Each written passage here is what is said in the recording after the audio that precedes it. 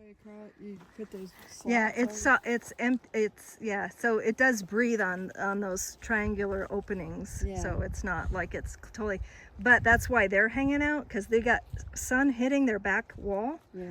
and there's no way for them to cool that down, because other than there is this one piece of wood that's broke, and that would allow a little airflow up in there.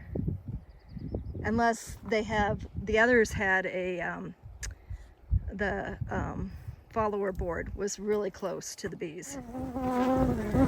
Yeah, look at that. Oh, that's a lot of bees. Oh, and they're not nice. The way they're sending out the alarm pheromone. Yeah, turn it a little bit. Yeah. Look at that. Yeah.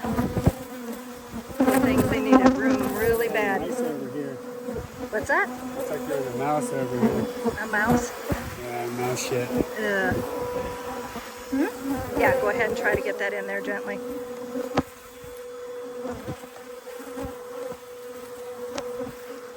Okay, so we took the lid off, and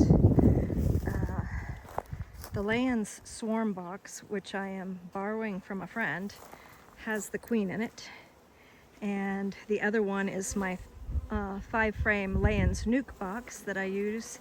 So we put all of the frames, there was only I think 8 frames in there, and the bees are just exploding. We sucked up a bunch of the bees, they're in the vacuum.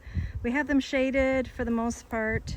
We're heading to go have a bite to eat, and then we're gonna come back at dark to pick these babies up.